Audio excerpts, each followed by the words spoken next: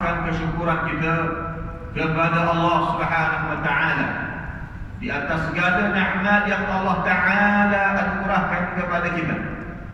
Dan sebesar-besar nikmat yang dianugerahkan oleh Allah Subhanahu wa taala kepada kita adalah nikmatul iman, nikmatul Islam.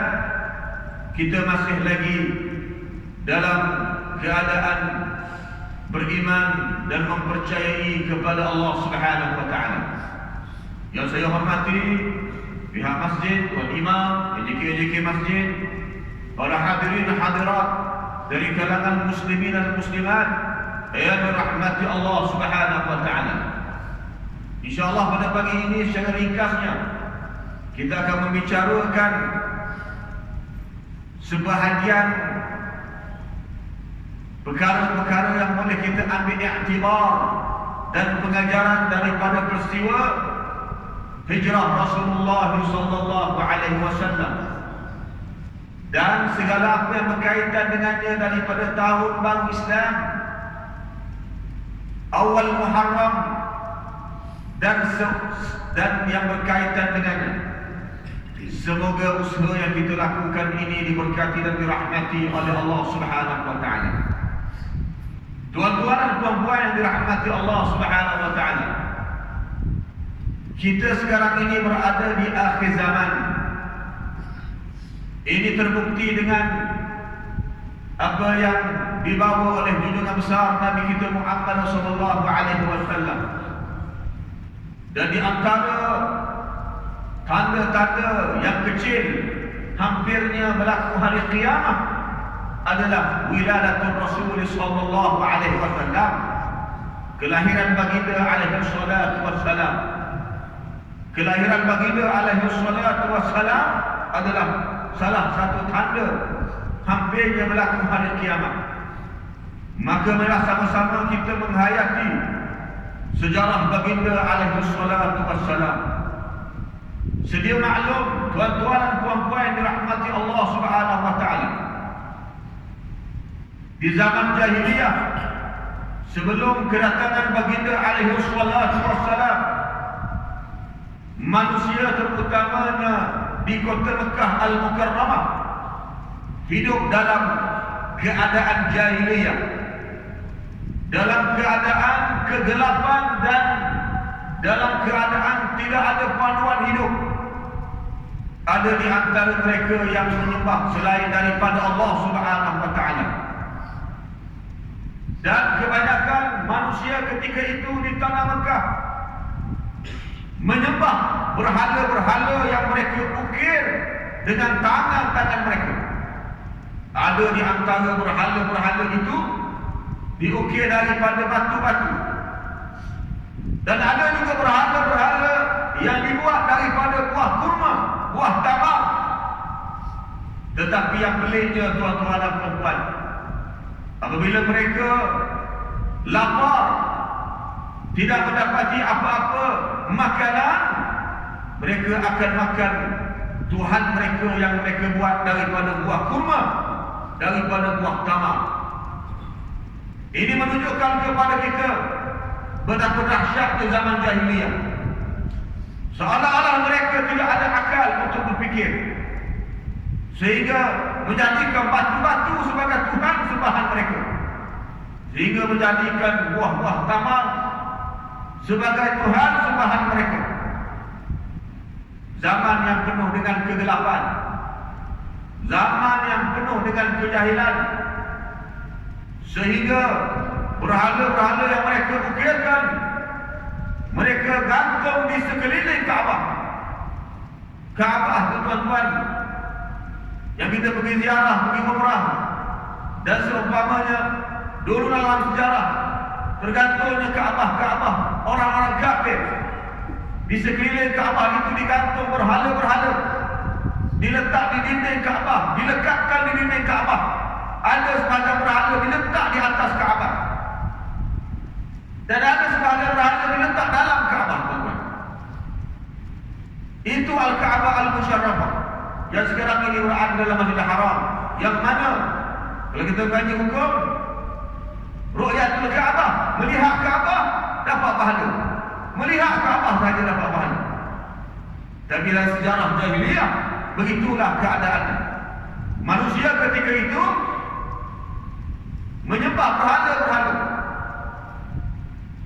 Lebih dahsyat daripada itu lagi tuan-tuan, setiap kali mereka melakukan satu perjalanan, melalui satu jalan, apabila mereka mendapati ada batu-batu yang cantik, mereka akan sembah batu-batu itu. Dan apabila mereka mendapati ada batu selepas itu yang lebih cantik daripada sebelumnya, mereka akan sembah batu itu, tuan-tuan. Dahsyat tuan zaman jahiliyah, zaman kegelapan. Mereka menyembah yang tidak layak dijadikan Tuhan. Bukan itu saja, kehidupan sesama mereka, kehidupan yang sangat dahsyat. Hanya orang-orang yang kuat, orang-orang atasan sahaja yang hidup dalam keadaan aman dan selesa. Yang lemah ditindas, dizalimi, dihina dan seumpamanya. Sehingga wanita-wanita di sisi mereka dipandang hina. Bahkan bayi-bayi perempuan dipandang hina dan dibunuh hidup-hidup. Mengikut sejarahnya tuan-tuan, dan ini sedia maklum bahawasanya apabila berlaku saat-saat kelahiran, perempuan-perempuan nak melahirkan anak-anak, maka orang-orang lelaki akan pergi dekat dengan mereka menunggu kelahiran itu. Jika mereka mendapati yang lahir itu adalah bayi lelaki, mereka akan tinggalkan.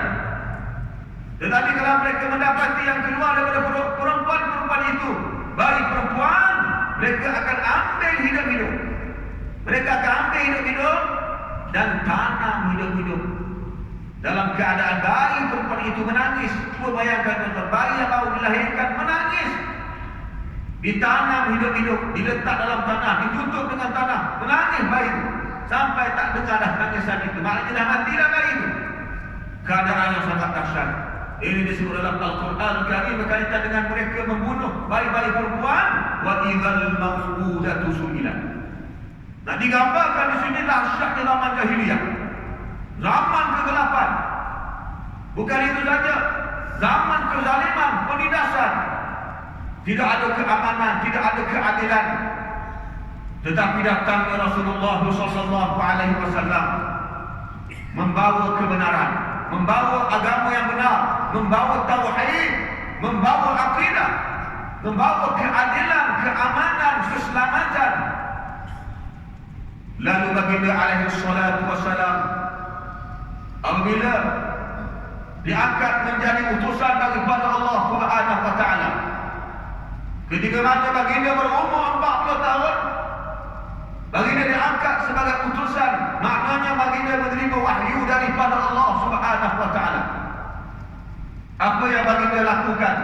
Antara perkara yang pertama dalam dakwah, dalam menyebarkan kebenaran, baginda menyeru kaumnya agar menyembah Allah Subhanahu wa taala.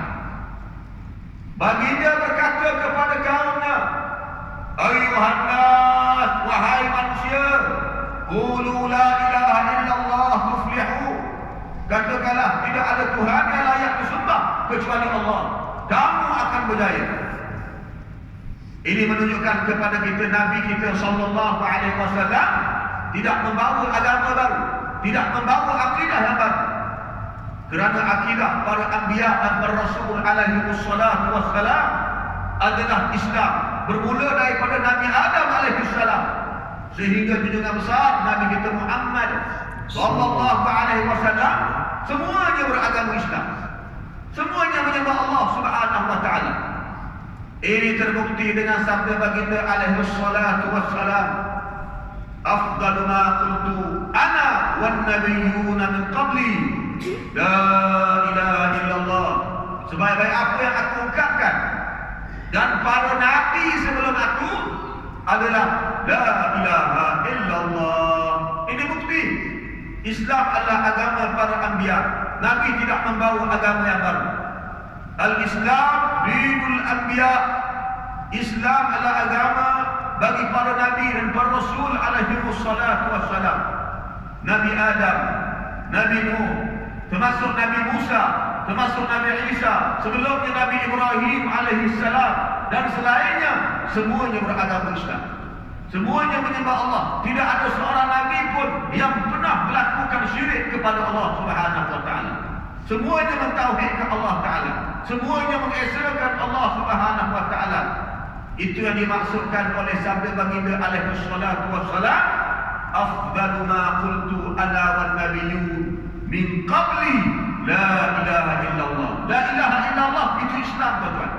Kita buat tahlil pun imam akan sebut afdalu dzikri annahu la ilaha illallah. Itu tahlil. Allah la yuhallilu tahlilan. Ni ada pihak tuan bermarah kita buat tahlil. Tak tahu sebab apa. Padahal tahlil dia sebut la ilaha illallah saja. Man qala la ilaha illallah dakhala al-jannah.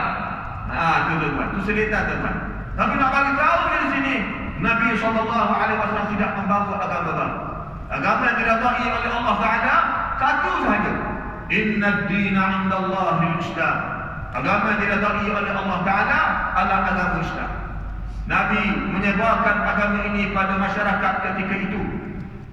Di samping Nabi menyebarkan keadilan, kebenaran, keamanan, keselamatan. Jadi manusia mendapat satu benda yang sangat dapat dimanfaatkan. Nabi menyebarkan agama Islam dengan akhlak-akhlaknya. Rasulullah sallallahu alaihi wasallam bersabda, "Bu'ithtu limutammima makarimal akhlak." Aku diutuskan oleh Allah Taala untuk menyempurnakan akhlak. Akhirnya manusia ketika itu dapat menerima apa yang dibawa oleh baginda alaihi salatu wassalam. Maka dari kalangan orang-orang tua, orang-orang muda, orang-orang lelaki, orang-orang perempuan menerima dakwah Rasulullah sallallahu alaihi wasallam, mereka memeluk agama Islam. Satu persatu ini berlaku ketika itu. Sebab apa? Sebab Nabi menyebarkan kebenaran. Nabi bukan menyebarkan benda yang salah, benda yang kufur. Nabi menyebarkan kebenaran. Kerana itulah sebahagian dipanggil pemuji-pemuji Nabi di dalam sejarah menyatakan Muhammad Nur. Muhammad itu cahaya. Makna Muhammad cahaya itu bukan makna Muhammad dicipta daripada cahaya, tetapi maksudnya Muhammad ibarat cahaya yang menerangi jalan kebenaran bagi umatnya. Memang tepat sekali Muhammad Nur. Jadi manusia ketika itu menerima apa yang dibawa oleh baginda alaihi salatu wassalam. Tetapi pembesar-pembesar kafir Quraisy, orang-orang kafir Quraisy ini satu bangsa yang besar di kalangan orang Arab. Bangsa yang paling besar, bangsa yang paling dihormati, disegani. Bahkan Rasulullah sallallahu alaihi wasallam berketurunan Quraisy. Tetapi orang-orang kafir Quraisy ketika itu apabila melihat keadaan manusia begitu ramai telah menerima apa yang dibawa oleh Rasulullah sallallahu alaihi wasallam, mereka tidak begitu senang dengan keadaan itu. Tidak begitu selesa orang-orang kafir Quraisy ketika itu. Lalu apa yang mereka lakukan? Fajtama'u litashauri fi amrihi fi darin nadwa. Fajtama'u, orang-orang kafir itu berijtima', berkumpul, berhimpun untuk melakukan mesyuarat bagi membincangkan perihal Muhammad sallallahu alaihi wasallam. Apa yang perlu kita buat dengan Muhammad ini? Setiap hari, setiap masa manusia sudah menerima apa yang dia bawa. Dahsyat tuan-tuan perjuangan Nabi sallallahu alaihi wasallam. Sebelum itu Nabi kita dilabelkan dengan macam-macam. Kadang-kadang dulu dilabelkan sebagai orang gila, innahu lamajnun. Gila Muhammad ni. Dan pernah dilabelkan sebagai ahli sihir. Sebab pelik Muhammad ni. Semua kebanyakan orang ikut dia. Innahu lasahir. Lebih dahsyat daripada itu juga, mereka menawarkan kepada Nabi supaya Nabi jangan buat kerja dakwah ni. Jangan sebar kebenaran. Mereka kata, wahai Muhammad, kalau kau ini harta kekayaan kami akan bagi sebanyak-banyaknya. Bukan itu saja, mereka menawarkan lagi kepada Nabi kita, kalau engkau nak berkahwin dengan perempuan yang cantik, kami akan kahwinkan engkau dengan wanita yang sangat cantik di kalangan kami. Apa yang Nabi kita kata? Wallahi ya am, law wada'u syamsa fi yamini wal qamara fi yasari ala an atruka hadzal amr ma taraktu. Maupun dia kata pada bapa saudara dia, kalaulah mereka meletakkan matahari di kananku dan bulan di kiriku supaya aku tinggalkan dia dakwah ini untuk menyebarkan kebenaran, aku tidak akan tinggal. Nabi tidak, orang kata, tidak memandang kesenangan dunia. Rasulullah sallallahu alaihi wasallam. Itu keadaan ketika itu. Orang-orang kafir pun berijtimah, bermesyuarat untuk membincang tentang Muhammad ni. Tuan-tuan tahu tak? Dalam sejarah ada menyatakan, fahadarahum iblis fi suratin syaikhin najdin. Ketika itu iblis pun muncul. Iblis ta'natullah alaih, makhluk Allah Ta'ala yang diciptakan oleh Allah Ta'ala. Iblis ni makhluk dan berasal daripada bangsa jin. Nama jin itu sebelum dia lagi. Dan jin ini sedia maklum dicipta daripada nar, daripada api. Asal usul jin daripada api. Berbeza manusia. Manusia ni berasal daripada tanah. Jin berasal daripada api. Daripada jin itu keluarlah syaitan, keluarlah iblis. Cuma yang masyarakat sejarah iblis. Sebab iblis ini dia tidak ikut perintah Allah Subhanahu Wa Taala. Ketika mana dia disuruh untuk sujud kepada Adam. Sujud kepada Adam itu bukan suruh sembah Adam, tetapi nak ikut perintah Allah Subhanahu Wa Taala. Apa reaksi iblis? Aba wastakbara wa kana minal kafirin. Tak ikut perintah Allah, takabur, sombong, dan dia dikategorikan dari kalangan orang-orang yang kufur kepada Allah Subhanahu Wa Taala. Dahsyatnya mesyuarat ni tuan-tuan, dahsyatnya perbincangan ini. Iblis pun muncul sekali dalam mesyuarat. Kita buat mesyuarat pun ada iblis datang? Ada? Tak ada. Tapi orang yang memperangai iblis Allahu a'lam, lebih kurang macam tu. Tapi iblis muncul ketika itu. Fahadarahum iblis dengan rupa seorang lelaki tua daripada negeri Najd. Najd ni tuan-tuan, mengikut kisahnya, antara apa yang disebut oleh Nabi SAW, Nabi ni pernah satu ketika berdoa dalam hadis yang sahih, bukan hadis tak sahih, hadis yang sahih. Nabi berdoa, Allahumma barik fi syamina wa yamanina. Itu doa Nabi. Ya Allah, turunkanlah keberkatan di bumi Syam dan bumi Yaman. Bumi Syam, bumi Yaman. Nabi doa. Ada seorang sahabat daripada Najd, pada negeri Najd. Lalu bila dia mendengar Nabi mendoakan sedemikian, dia pun minta daripada Nabi supaya Nabi doa untuk negeri dia. Wa fi najdina ya Rasulullah. Doakanlah untuk Najd kami wahai Rasulullah. Nabi mengulangi doanya yang sama. Allahumma barik fi syamina wa yamanina. Ya Allah, berkatilah bumi Syam dan bumi Yaman. Nak sahabat tadi minta lagi kali kedua. Nabi tak doa apa-apa untuk Najd. Nabi mengulangi doa yang sama sampai kali yang ketiga. Nabi kita sallallahu alaihi wasallam bagi tahu kepada sahabat tersebut, hunaka az-zalazil wal fitan wa biha yatlaqu qarnu syaitan. Akan berlaku di Najd itu satu fitnah agama macam gempa bumi. Fitnah agama, ajaran sesat, fahaman kufur yang bertopengkan dengan nama agama. Ibarat seperti zalazil, gempa bumi yang boleh memporak-porandakan umat Islam, yang boleh merosakkan akidah umat Islam. Dan di sana juga akan munculnya tanduk syaitan. Tuan-tuan, kalau kita kaji pahaman yang disebut ataupun benda yang dikhabarkan oleh Rasulullah, ini disebut dalam kitab-kitab ulama, termasuk Mufti Mekah Al-Mukarramah zaman kerajaan Utsmaniyah dahulu. Dulu akhir-akhir zaman kerajaan Utsmaniyah ada seorang mufti, tapi dia ni mufti dalam mazhab Syafi'i. Sebab kita dalam Islam, dalam bab ibadah, ada 4 mazhab yang muktabar: Syafi'i, Maliki, Hanbali, Hanafi. Kita orang awam wajib taklid salah satu daripadanya, sebab kita orang awam. Kita bukan mujtahid mutlak, tak payah berangai alim sangatlah. Kita bukan macam Imam Syafi'i. Imam Syafi'i, Imam Abu Hanifah, Imam Malik, tak apa, dia mujtahid mutlak, dia tak perlu ikut mazhab. Kita ni orang awam ni yang fardu ain pun tak lengkap tuan-tuan. Bab fiqh kita kena ikut mazhab. Itu contoh tuan. Jadi hatta mufti mazhab Syafi'i di Mekah Al-Mukarramah meriwayatkan hadis yang dinyatakan tadi dan menceritakan pahaman ini sampai ke zaman dia sudah ada, sudah muncul menghuru-harakan orang Islam, menyebarkan penyelewengan dalam agama, sehingga ke hari ini sampai kita hidup sampai 1445 Hijrah ada sebagai ahli penulis agama Islam mengatakan mereka menyebarkan pahaman daripada Najaf ini, menyebarkan akidah yang sesat.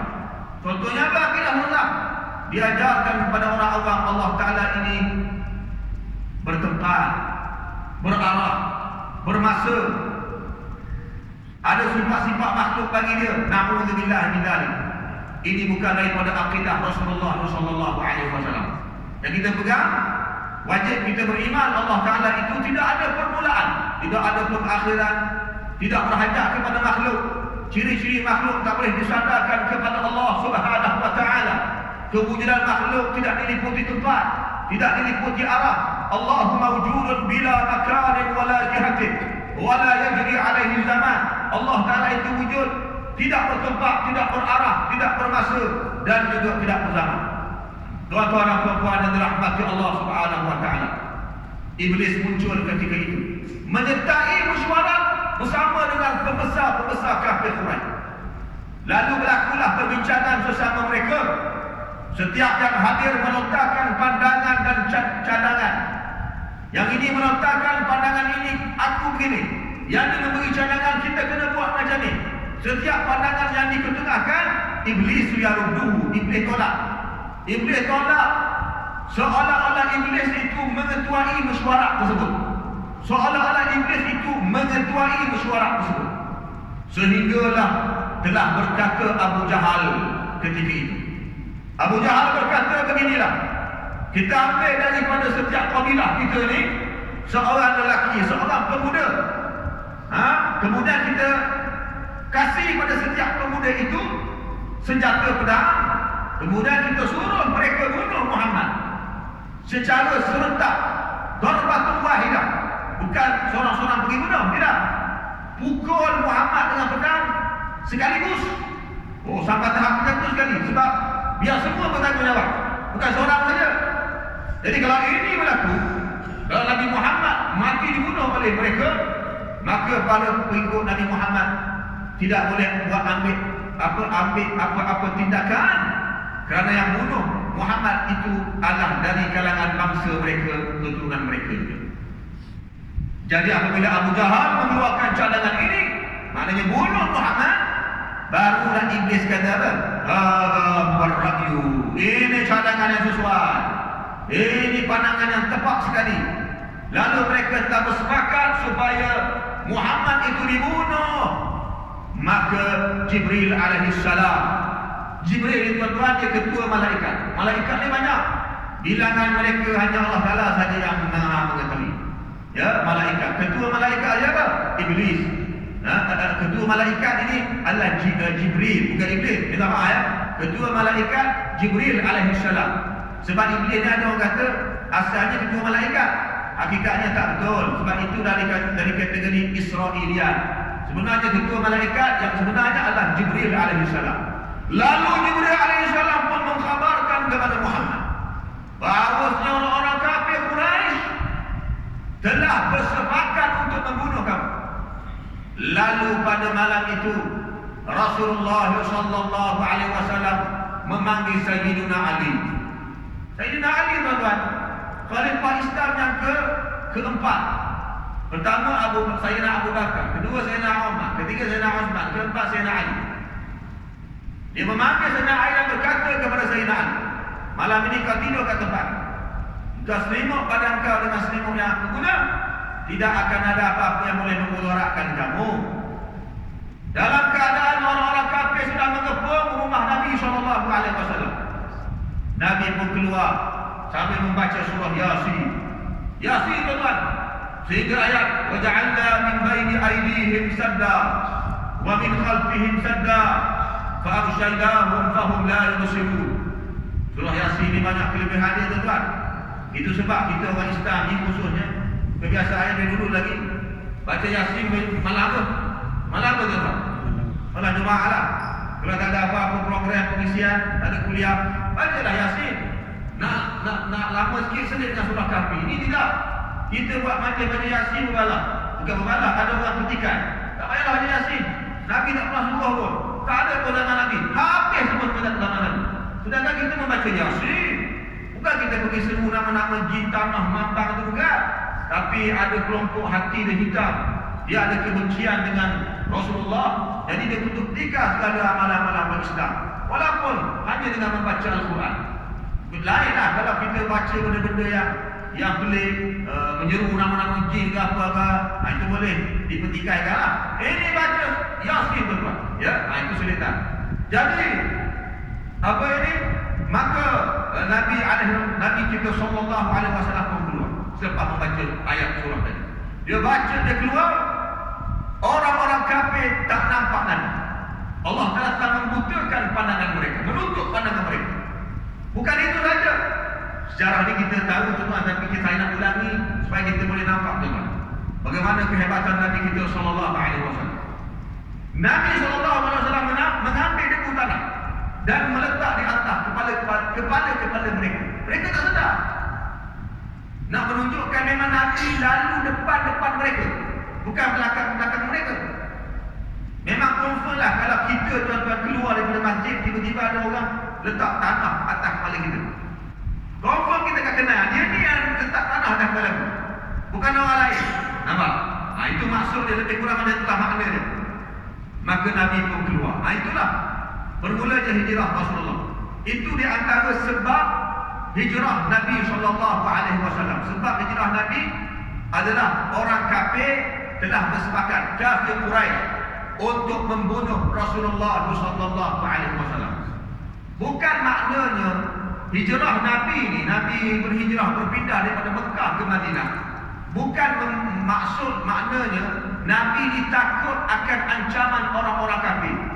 Nabi takut pada orang kafir. Tidak. Ada sebagai orang ni dia cakap apa? Dia cakap tanpa ilmu ni. Dia kata Nabi ni berhijrah sebab dia takut kena bunuh. Sebab orang kafir dah sepakat untuk membunuhnya. Dia takut dia lari pergi ke Madinah. Bukan. Nabi tak takut.